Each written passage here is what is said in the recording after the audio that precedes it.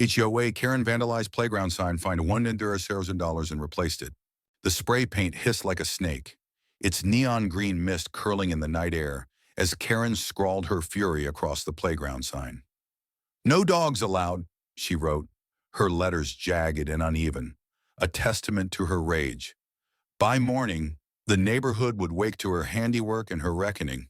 The Meadowbrook community was a quiet slice of suburban life, where kids rode bikes until dusk and neighbors waved over picket fences. At its heart was the playground, a colorful haven of swings and slides, funded by years of bake sales and volunteer hours.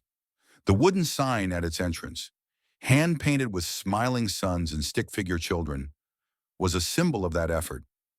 But Karen Whitmore, the self-appointed queen of the HOA, saw it differently.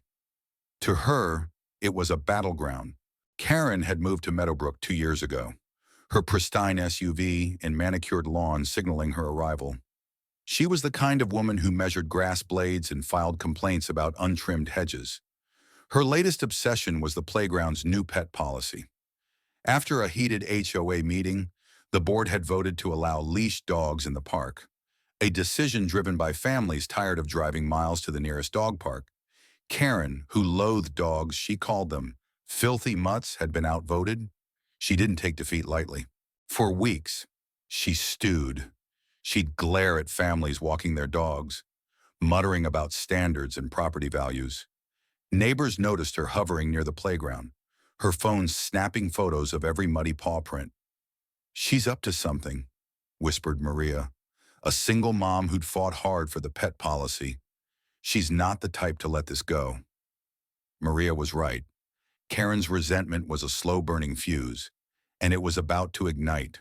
One evening, as the sun dipped low, Karen stood before the playground sign, her hands trembling with purpose. She'd waited until the park was empty, the kids tucked into bed. In her bag was a can of spray paint she'd bought from a hardware store across town, where no one would recognize her. She shook the can, the rattle echoing in the quiet. Then, with a sneer, she defaced the sign. "No dogs allowed." She sprayed, the words dripping like venom. She stepped back, admiring her work, convinced she'd reclaimed control. By morning, the neighborhood was buzzing. Parents gasped at the vandalized sign, its cheerful design marred by Karen's graffiti.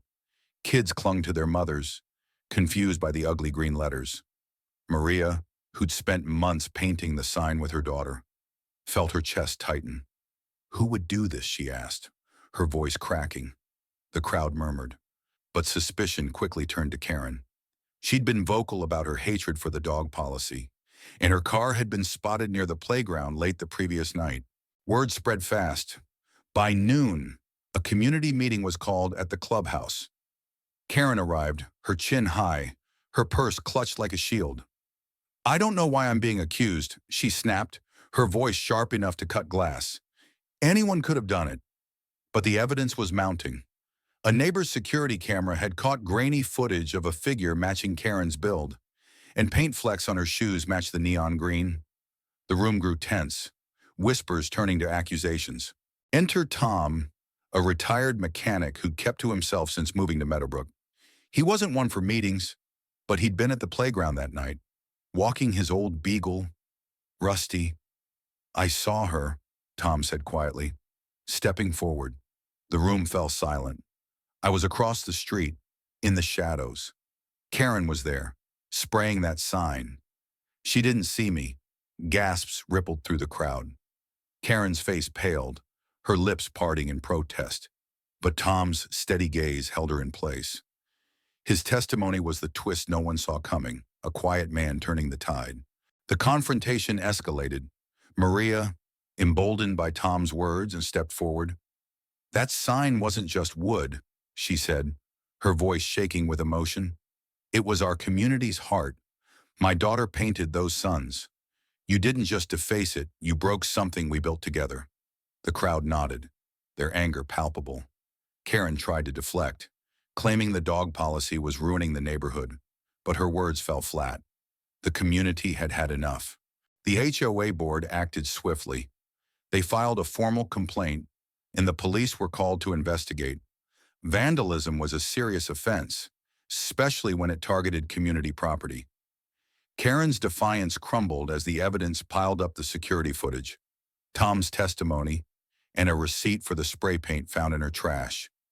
The courtroom was packed when the case was heard. The judge, unimpressed by Karen's excuses, delivered a stinging verdict: a $110,000 fine to cover damages, legal fees, and punitive costs. She was also ordered to replace the sign at her own expense. The playground became a symbol of justice. Volunteers gathered to restore it, sanding down the ruined sign and repainting it with brighter colors than before. Maria's daughter added a new sign, bigger and bolder, as if to say the community wouldn't be dimmed. Karen, meanwhile, was ostracized. Her SUV was gone from the driveway one day, replaced by a moving van. Rumors swirled that she'd sold her house to pay the fine, her reputation in tatters. As the new sign was unveiled, the neighborhood gathered, their cheers drowning out the memory of Karen's paint. Maria stood with her daughter, their hands clasped. Tom, ever quiet, nodded from the back, Rusty wagging at his side. The community had fought back, not with spray cans but with unity.